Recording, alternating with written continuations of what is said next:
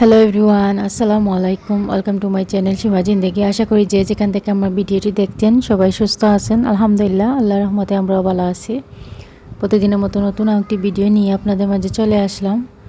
সকালে চাটা বসিয়ে দিয়েছি, আর এই কেটলিটা আমি কয়েকদিন আগে আনছিলাম, তো সেটাও আপনাদের সাথে শেয়ার করেছি। আপনারা দেখেছেন আমার গত ব্লগে। তো এইটাতেই ভাবলাম আজকে চাটা বানিয়ে খেয়ে দেখি কি হয়। আসলে এখন দেখা যায় না, মানে খুব কমই দেখা যায় বলতে গেলে যে এই কেতলিতে চাগুলা মানে বানানো। তো আমার দেখে দোকানে খুব সুন্দর লাগলো, এই জন্য নিয়ে আসলাম আর কি। তো যেহেতু নাজহাতের স্কুল স্টার্ট হয়ে গিয়েছে, তো এই জন্য ওকে নুডলসটাও বানিয়ে দিয়ে দিচ্ছি। ও খেয়ে তারপরে স্কুলে চলে যাবে। আর অন্যদিকে চাটাও দিয়ে দিয়েছি। তো চাটা আমরা খেয়ে নেব, আর ওকে নুডলসটা বানিয়ে দেবো, আর সাথে একটা ডিম পুশ করে দেব। তাহলে ও দেখা যাবে কি ইজিলি খেয়ে নেবে। তো এই তো চার পানিটা জাল হয়ে গিয়েছে, আর আমি এখন দিয়ে দিচ্ছি চা পাতা। আর এই কেটলিতে রান্না করা একটা সুবিধা হলো যে এই ঢাকনাটা লাগিয়ে রেখে দিলে দেখা যায় কি এটা উতলিয়ে পড়ে না, খুব সুন্দরভাবেই মানে জাল হয়ে যায়, আর লিকারটা ইজিলি বের হয়ে যায় আর কি।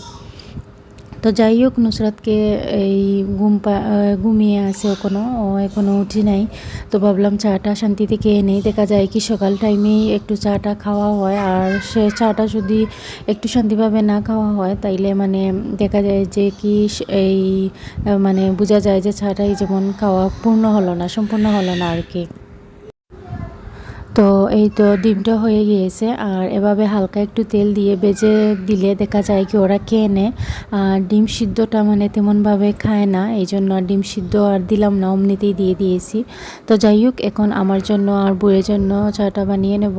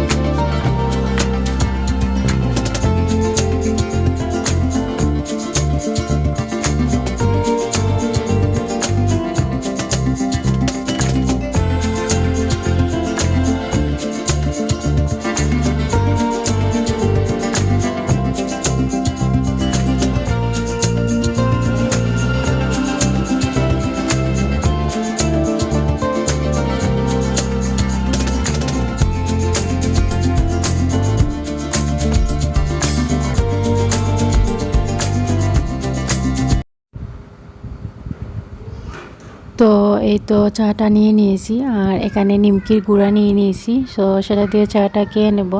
তো যাই হোক, চাটা খেয়ে তারপরে রান্নাবাড়া করতে চলে আসলাম। এখানে এই ছোটো মাছ এগুলো একটু আগেই করে মানে বাড়িতে রেখেছি আর কি। একটা এই লুক নিয়ে আসছিল, তো কিছু পরিমাণে রেখেছি।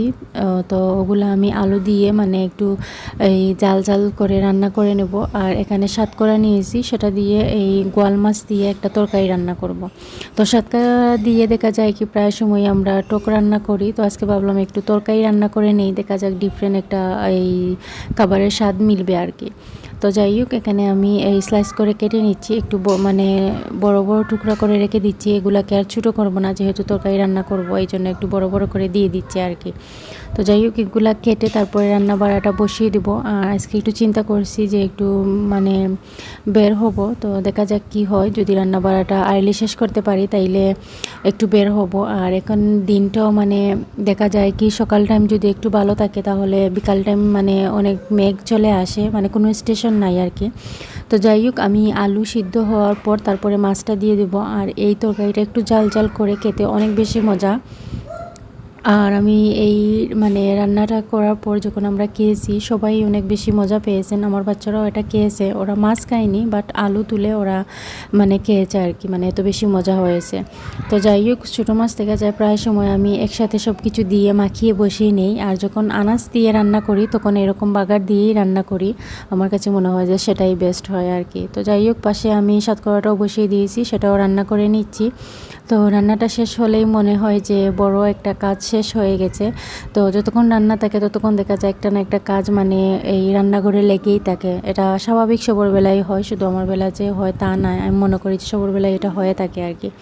তো যাই হোক, এই আলু আর ছোটো মাছটা রান্না করে নেব, আর এত বেশি ঝুল দেব না, একটু ঝুল ঝুল করেই রান্না করব।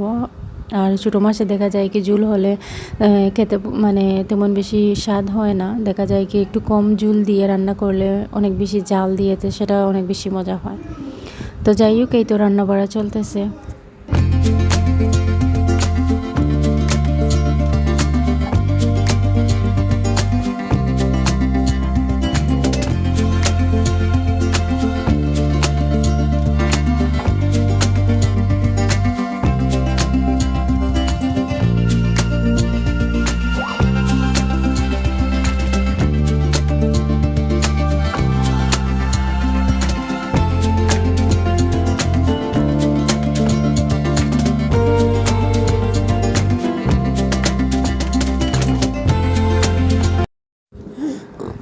সো রান্না শেষ করে গত কয়েকদিন আগে আমার আম্মা দিয়েছিলেন জাম্বুরা, আমাদের কাছে প্রায় 4টা হবে দিয়েছিলেন। তো 4টার মধ্যে 3টা সঞ্জু, নাজাত, নুসরাত ওরা এমনিতেই খেয়ে নিয়েছিল, আর একটা রয়ে গিয়েছিল। তো ভাবলাম এটা দিয়ে একটু এই চাটনি করে খেয়ে দেখি কীরকম লাগে। আর এই জাম্বুরাটা কিন্তু অনেক বেশি টক না, আর হালকা একটু মিষ্টি মিষ্টি, খেতে কিন্তু অনেক বেশি মজা, এমনিতেই অনেক মজা। আর এটা দিয়ে যদি চাটনি করে খাওয়া হয় তাইলে তো মানে লাজবাব এইরকম একটা স্বাদ আর কি। তো এই তো সব কিছু আমি ছুঁড়ে নিয়ে নিয়েছি, আর এখন এর মধ্যে কাঁচামরিচ, তারপর ধনিয়া পাতা আর রসুন দিয়ে মাখিয়ে নেব। যদি এই শুকনো মরিচ থাকে তাইলে এটা খেতে কিন্তু আরও বেশি মজা হয়, মানে একটু বেশি বেশি জাল দিয়ে। যেহেতু আমার বাচ্চারাও খাবে, ওরা কিন্তু এইটা খেতে খুব বেশি পছন্দ করে, তো ওদেরকে রেখে তো খাওয়া যাবে না। তো এই জন্য ভাবলাম যে অল্প করে জালটা দিয়ে দিই। প্রায় 2টার মতো কাঁচামরিচ নিয়েছি, আর এই কাঁচামরিচগুলো তেমন বেশি জাল না। তো তারপরে রসুন কুচি করে দিয়ে দিব, দিয়ে তারপরে মাখিয়ে নেব।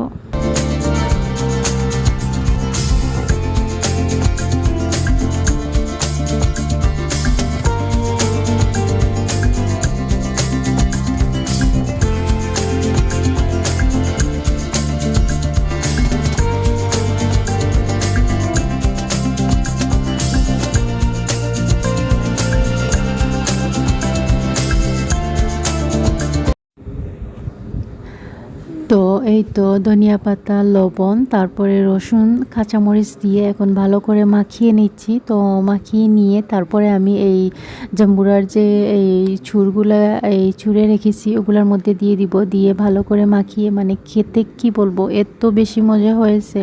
আমার নুসরাতে মানে এই মরিচটা এই খাওয়ার কারণে ওর ঝাল লেগেছে, কিন্তু তারপরে ওটাও খেয়েছে, মানে জাল সহই ওটাও মানে খেয়েছে আর কি। এত বেশি মজা হয়েছে না বলার মতো আর কি। তো যাই হোক, এটা খেতে কিন্তু আলহামদুলিল্লাহ অনেক বেশি মজা, এটা তো সবাই জানেন, হয়তো সবার এই কম বেশ জানা আছে এই ফল সম্বন্ধে। আর আমাদের বাড়িতেও মানে আমার শ্বশুর বাড়িতেও একটা গাছ আছে, বাট ওইটা খুব বেশি এই টক, যার কারণে এটা খাওয়া হয় না। দেখা যায় কি প্রত্যেকবারই আসে, বাট আমরা কেউই খাই না আর কি।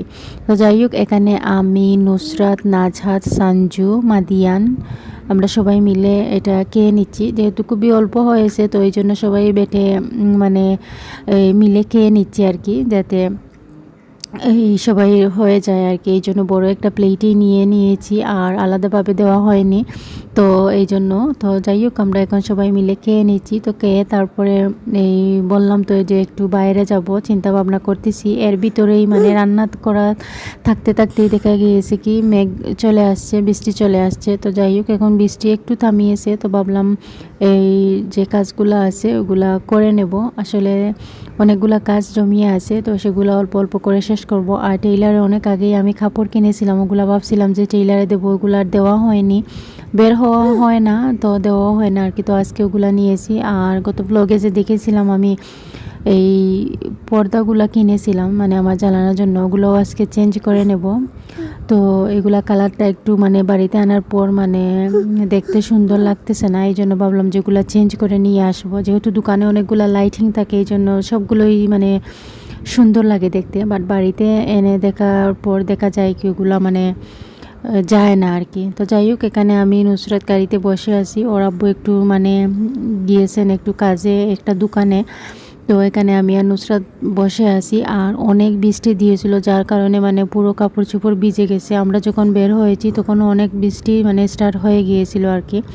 তো এই তো আপনাদের সাথে একটু শেয়ার করে নিলাম। আসলে এখন তো প্রায় সময়ই মানে দেখা যায় কি বৃষ্টি আসে, কোনো স্টেশন নাই, যখন তখনই চলে আসে, আর মানে রুটটাও মানে যখন তখন চলে আসে আর কি।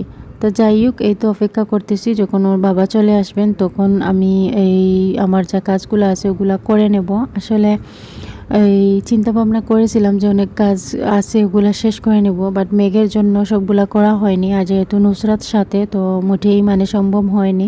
তো যাই হোক, যতটুকু সম্ভব ততটুকুই করে নেব। তো এই তো আমার এই জানলার জন্য যে পর্দাগুলো এনেছিলাম চেঞ্জ করে, ওগুলো আপনাদের সাথে শেয়ার করে নেই। তো এই কালারটা এনেছি, আমার কাছে মনে হয়েছে যে একটু ডিপ কালার এই গোড়ের জন্য পারফেক্ট, কারণ যেহেতু ডিপ কালারটাই বেশি যায় আর এগুলা সবসময় ইউজ করার জন্য আসলে এরকম কালারটাই পারফেক্ট। তো এই জন্য এইটাই আমি চয়েস করে নিয়ে আসছি। তো এটা যখন লাগাবো তখন আপনাদের সাথে শেয়ার করে নেব আর কি।